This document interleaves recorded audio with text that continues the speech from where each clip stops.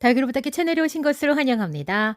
오늘은 외근을 갔다가 바로 퇴근을 해서 평소보다 조금 일찍 퇴근했습니다. 그러니 해가 조금 남아있네요. 거리대의 모습 잠깐 오늘은요. 보여드립니다. 오늘은 우리 시작하시는 다육맘님들에게 물주기에 관해서 정말 왕초보님들만 보시면 되겠어요. 어느 정도 다육이 키워서 이제 뭐 물주기에 관해서 두려움이 없거나 뭐 나름의 물주기 방법을 이미 터득하신 분들은 오늘 영상 패스하시면 되고요.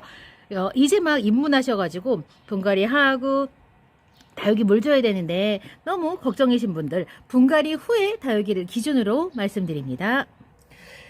지금 제 테이블에는요 분갈이를 하고 나서 이 휴멜리스 같은 경우에는 첫물을 줘요. 요거 언제 분갈이 했냐면 5월 1일 날 분갈이 했습니다. 지금이 11일이니까 10일 정도 지났죠? 아우 일주일 전쯤에 그러니까 딱 7일째 정도에 맞춰서 줘야 되는데 좀 날짜가 지났습니다. 요만큼 시간을 기다리는 이유는 이 휴멜리스 같은 경우에 뿌리 정리를 많이 했기 때문에 뿌리가 아무는 시간을 충분히 준 겁니다. 사실 중간에 이렇게 녹빛이 올라오는 거는 얘가 지금 상대적으로 좀 건강하다는 뜻이에요. 자, 요거는 이제 분갈이 후에 첫물을 주는 휴밀리스고요. 요 블루엘프도 뿌리 정리를 좀 상대적으로 많이 했습니다만은 얘는 지금 분갈이 하고 나서 두 번째 물을 주는 다육입니다. 요 녀석 지금 화상 입어갖고 얼굴이 좀 약간 못생겨졌죠? 자, 요 휴밀리스 같은 경우에는 분갈이 하고 첫 번째 물 주는 거고, 요 블루에프 같은 경우에는 분갈이 하고 나서 지금 거의 2주 가까이 되기 때문에 두 번째 물을 주는 시간입니다. 자, 물 주기는 어느 정도 하면 되냐면, 자, 첫 번째 요 지금 첫물 분갈이 하고 나서 첫물 주는 휴밀리스는 제가 자, 요렇게 느낌이 많이 주는 게 아니라 자, 요 정도 좋습니다. 요 정도면 충분합니다. 자, 요 정도가 어느 만큼인지 여러분 혹시 감이 오셨나요? 지금 요 물병을 꽉 채웠어요. 근데 요게 몇 밀리짜리냐면 자, 요게 제가 어느 만큼 줬는지 비교를 하기 위해서 자, 요거는 보통 여러분들이 소주잔이에요. 소주잔에 제가 물을 꽉 채워왔어요. 자, 요 물병에서 그 물을 꽉 채워볼게요. 여기가 지금 꽉 들어가는지. 제가 용량을, 저는 지금 감으로 줬지만, 용량을 객관적으로 보여드리려고 하는 거예요. 흐를 수가 있어서. 자, 여기서 넣고. 자, 여러분 어떤가요? 채웠더니 다시 한 병이 꽉 차졌어요. 자, 제가 지금 준 물은 얼마만큼이요? 이 소주컵 한 컵으로 한 컵만큼만 딱 준 거예요. 지금 꽉 찼어요. 지금 꽉 찼죠? 자, 이렇게. 근데 요것도 비율이 있어요. 어떤 비율이 있는 거냐면, 요 화분 사이즈가요. 직경이 8cm? 직경이 8cm 화분이에요. 그러면 8호 화분이거든요. 8호 화분에 이 정도 물을 준 거니까 모든 다육이한테 똑같이 소주컵 한 컵으로만 천물 주세요. 이렇게 하면 안 되겠죠? 화분 사이즈에 따라서 다르답니다. 근데 이제 요 8호 사이즈에는 제가 얼마만큼이요? 요 한 컵으로 줬네요. 근데 이제 얘는 요 블루엘프는 이제 두 번째 물을 먹습니다. 자, 심상치 않죠? 네. 자, 물바지가 들어오죠? 네. 자, 요렇게 두 번째 다육은 물을 충분히 줍니다. 어떻게 해요? 밑으로 흐르도록 천천히 상면에서 줄 겁니다. 이제 어느 정도 뿌리가 이 화분에 적응을 하고 상처도 아물었겠지? 라는 그 생각으로 밑에 흐르도록 주는데 사실 처음 분갈이를 한 흙은요, 물길이라고 하는데 물길이 생기지는 않았을 거예요. 그래서 뭐 그냥 좀 거칠게 줘도 된다 하지만 그래도 천천히 흡수될 수 있도록 물을 이렇게 천천히 줍니다. 근데 워낙에 배수를 좋게 우리가 배양토를 만들기 때문에 이렇게 금방 다 빠져요, 여러분. 이렇게 배수가 금방 돼요. 그러면 이게 화분 안이 전체가 다 젖었다고 여러분들께서 착각을 하시면 안 돼요. 부분적으로 안 젖은 곳이 많아요. 이렇게 그래서 두 번째 물 줄 때는 어떻게 해요? 충분히 호흡박 줍니다. 이제 호흡박 먹어도 됩니다. 자, 이렇게 해가지고요. 자꾸 흐르잖아요. 그럼 여기다 물 받쳐놓고 다시 또 부어가지고 아이고 이렇게 해가지고 다시 또 줍니다. 그렇게 해서 물을 충분히 먹을 수 있게끔. 다육식물이 별로 물고파하지 않는데 꼭 물을 줘야 되나요? 이럴 수도 있어요. 근데 이제 저도 그래요. 분갈이를 하고 나서 얘가 그렇게 목마라 하지 않는데 물을 줘야 되나? 근데 저는 뿌리가 이왕이면 뿌리가 나야 되잖아요. 그래서 뿌리가 날 수 있도록 그냥 물을 이렇게 주는 편이에요. 왜 우리 다육이들 목마른 티를 많이 하잖아요. 잎이 쭈글거리고 이제 그런 티를 내는데 그런 티를 낼 때까지 기다리는 게 아니라 분갈이한 다육이는 그냥 이렇게 해갖고 이 화분 안에서 빨리 자리 잡을 수 있도록 저 이렇게 물을 줍니다. 자, 오늘은 이렇게 왕왕 우리 초보자님들을 위해서 첫 물, 두 번째 물 분갈이 하고 나서 두 번째 주는 물까지 이렇게 했고요. 배수가 이렇게 많이 잘 되는 게 자연스러운 거예요.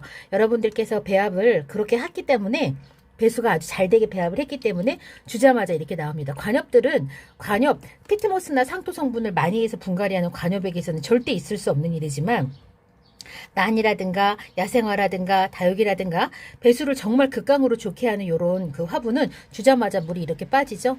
그래서 가끔가다 정말 많이 쪼글쪼글한 다육들은 상면에서 이렇게 흐르도록 주는 걸 가지고 얘네들이 목마름 갈증을 해소할 수가 없어서 저명관수를 저는 솔직히 말씀드리면 이틀 3일씩 합니다.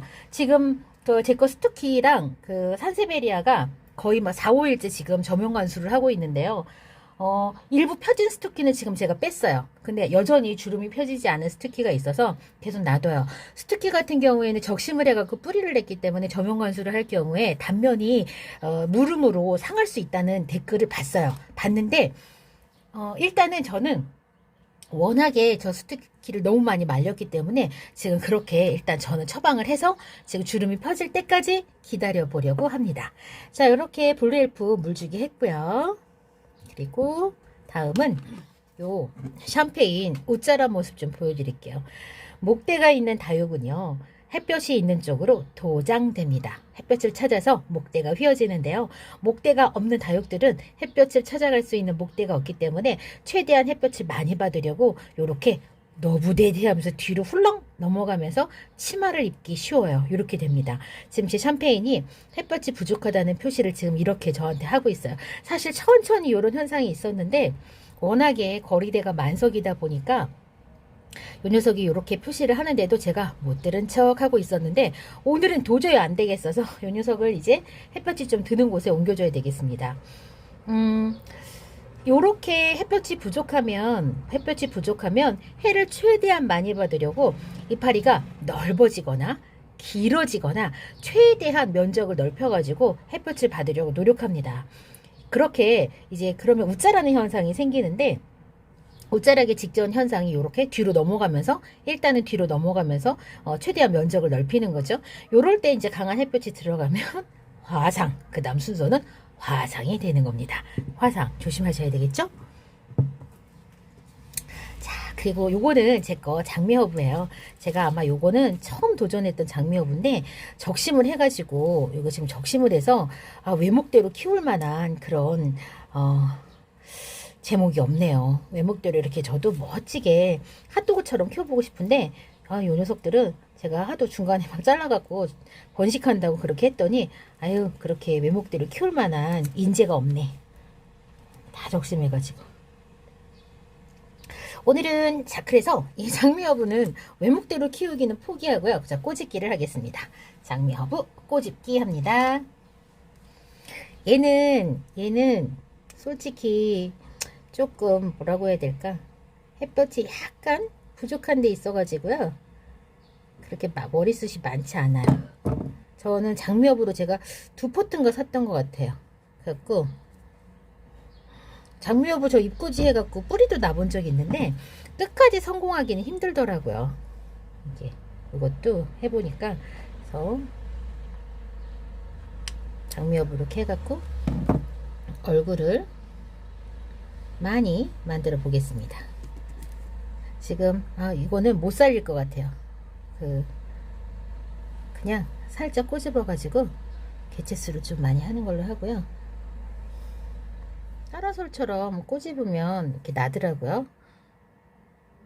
그렇게 해갖고 잠깐 그 햇볕 쨍한 데 말고 반그늘에다가 놔뒀다가 나중에 보여드릴게요. 이 장미여부 같은 경우에는 향이 너무 좋아서 얘는 향기로 힐링이 되는 다육이랍니다. 장미여부도 다육식물이거든요. 그래서 제가 가져다가 키웠는데 정말 얘도 진짜 다육이랑 저는 텀이 똑같아요. 물 주는 텀이 조금 자주 줘야 된다고 하는데 저는 자주 안 주고 다육이랑 똑같이 키웁니다. 그러면 얘네들이 다육식물하고 거의 그렇게 좀 사이클이 맞는 것 같더라고요. 자, 이렇게 장미여부 제가 꼬집었습니다. 이렇게요. 분갈이 후에 다육이 첫 물주기, 두 번째 물주기 영상 준비했고요. 그리고 목대가 없는 이런 로제트를 가진 다육식물이 웃자라는 그런 모습 보여드렸고, 장미여부는 제가 꼬집기를 했습니다. 첫 물주기의 양을 가늠하기 위해서 제가 요 소주잔 이용을 했는데요. 제가 이렇게 하니까 우리 댓글에 다부댁 술을 좋아하시나 봐요. 저 술 못 마셔요. 술을 못 마시는데 비교를 할 수 있는 그 대상이 이미 이게 표준화되어 있잖아요. 좋더라고요. 자, 그래서 이걸로 제가 쉽게 보여드렸습니다. 다만 요 한 컵의 기준은요. 요 한 컵의 기준은 요 휴밀리스에 맞는 기준일 뿐이에요. 요 화분은 직경이 8cm짜리 토분이었죠.